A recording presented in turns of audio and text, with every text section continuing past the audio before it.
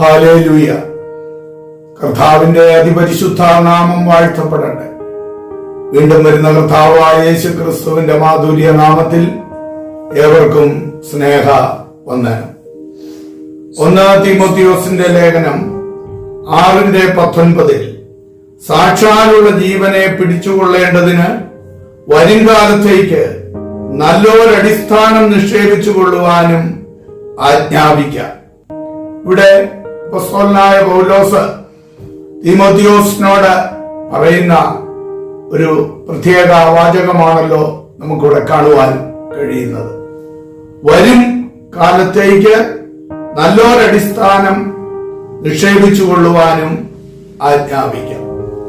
വരും കാലത്തെ കുറിച്ചുള്ളതാകുന്ന ചിന്ത ഈ ലോകത്തിൽ നാം ആയിരിക്കുമ്പോഴും പലപ്പോഴും വരുന്ന തലമുറകൾക്ക് വേണ്ടി പോലും മാതാപിതാക്കൾ ചിന്തിക്കുന്നു. 80-90 വയസ്സുള്ള ഒരു വൃദ്ധനായ പിതാവ് ഒരു മാവും തൈ നടുമ്പോഴോ ഒരു തെങ്ങൻ തൈ നടുമ്പോഴോ തനിക്ക് നന്നായിട്ടറിയാം അതൊരു കാരണവശാലും അതിൽ നിന്ന് തനിക്കൊരു ഫലം അനുഭവിപ്പാൻ പറ്റത്തില്ല. തന്റെ ചെറുമക്കൾക്ക് വേണ്ടിയായിരിക്കാം താൻ അത് പലപ്പോഴും നടുന്നത്. അപ്പോൾ വരും കാലത്തേക്ക് വേണ്ടി മനുഷ്യൻ ഈ ലോകത്തിൽ പലതും അധ്വാനിച്ച് ചരതിച്ച് വയ്ക്കാറുണ്ട്. അങ്ങനെയെങ്കിൽ ഇവിടെ തീമോഥെയോസിനോട് പൗലോസിന് പറയുവാനുള്ള കാര്യം വരുംകാലം അഥവാ ആ നിത്യജീവനെ പിടിച്ചുകൊള്ളുവാനുള്ള ഒരു ആജ്ഞയാണ് നമുക്കിവിടെ കാണുവാനായിട്ട് കഴിയുന്നത്. ഇവിടെ ഈ ലോകത്തിന്റെ ഒരു പ്രഭുവുണ്ട്.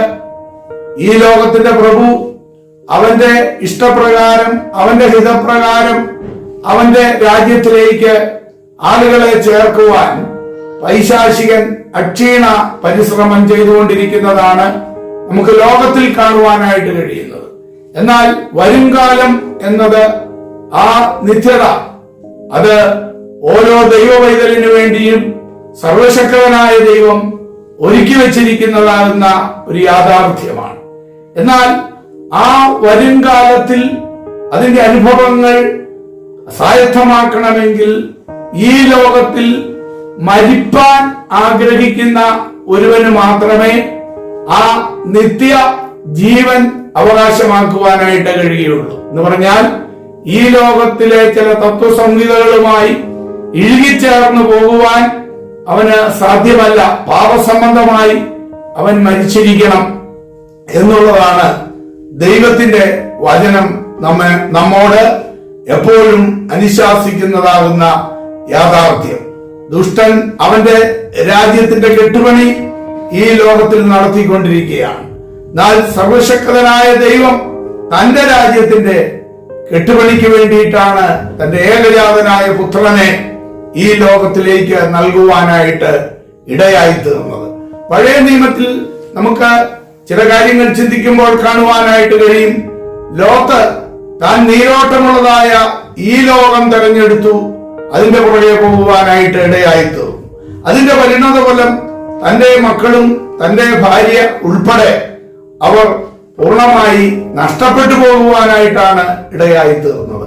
ഇന്നും പലപ്പോഴും ഈ ലോകത്തിന്റെ ചിന്താഗതികളുമായി മാത്രം ജീവിക്കുന്ന അനേകർക്ക് ആ ലോത്തിന്റെ കുടുംബം ഒരു ഉദാഹരണമായിട്ട് എക്കാലത്തും നിൽക്കുന്നതാണ് കാണുവാൻ കഴിയുന്നത്. അതെ പ്രിയമുള്ളവരെ, വരും കാലത്തെ കുറിച്ച് നമുക്ക് എന്ത് ചിന്തയുണ്ട്? ഇവിടെ ഈ അല്പായുസ് കൊണ്ട് മാത്രം തീരുന്നതല്ല മനുഷ്യജീവിതം എന്ന് വളരെ വ്യക്തമാക്കുന്നു.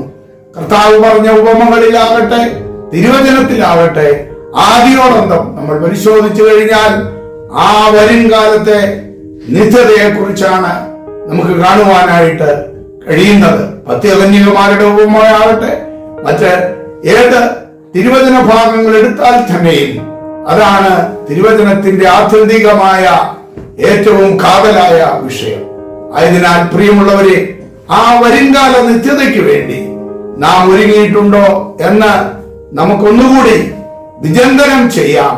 അതെ, നമ്മുടെ പൗരത്വം ഇവിടെയല്ല, സ്വർഗത്തിലാണ് എന്ന് ഫിലിപ്പിയ ലേഖനം 3:20 പറയുന്നു. ഒരിക്കലും രണ്ട് പൗരത്വവുമായിട്ട് ആർക്കും ഈ ലോകത്തിൽ ജീവിക്കുവാനായിട്ട് സാധ്യമല്ല. ഒന്നുകിൽ പൈശാചികന്റെ പൗരത്വത്തിന് അടിമയായി ജീവിക്കേണ്ടി വരുന്നു, അതല്ല എങ്കിൽ സ്വർഗരാജ്യത്തിന് വേണ്ടി, നിത്യതയ്ക്ക് വേണ്ടി, അതേ നമ്മുടെ പൗരത്വം ഇവിടെയല്ല എന്ന് പറഞ്ഞ വാഴ്ത്തപ്പെട്ടവനായ കർത്താവിന്റെ സന്നിധിയിൽ പൂർണ്ണമായി നാം ഏൽപ്പിച്ചു കൊടുക്കേണ്ടത് ആവശ്യമാണ്. ആ ദൈവാഖരങ്ങളിൽ ഏൽപ്പിക്കാം. അവിടുന്ന് നമ്മെ അനുഗ്രഹിക്കുമാറാകട്ടെ. ആമേൻ. നിത്യജീവമൊഴികൾ നിന്നിലുണ്ട് പരനെ, നിന്നെ വിട്ടിട്ടടിയങ്ങളെങ്ങു പോയി വസിക്കും, നിന്നെ വിട്ടിട്ടടിയങ്ങളെങ്ങു പോയി വസിക്കും. നീയല്ലോ ഞങ്ങൾക്കുള്ള ദിവ്യ സമ്പത്തേശുവേ.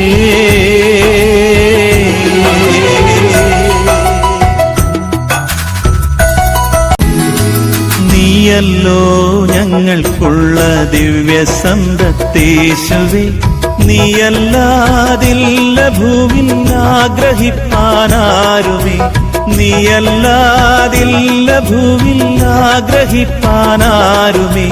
നീയല്ലോ ഞങ്ങൾക്കുള്ള ദിവ്യ സമ്പത്തേശുവേ. നീയല്ലോ ഞങ്ങൾക്കായി മന്നിടത്തിൽ വന്നതും, നീചരാം ഞങ്ങളുടെ പാപമെല്ലാം ഏറ്റതും, നീചരാം ഞങ്ങളുടെ പാപമെല്ലാം ഏറ്റതും. നീയല്ലോ ഞങ്ങൾക്കുള്ള ദിവ്യ സമ്പത്തേശുവേ.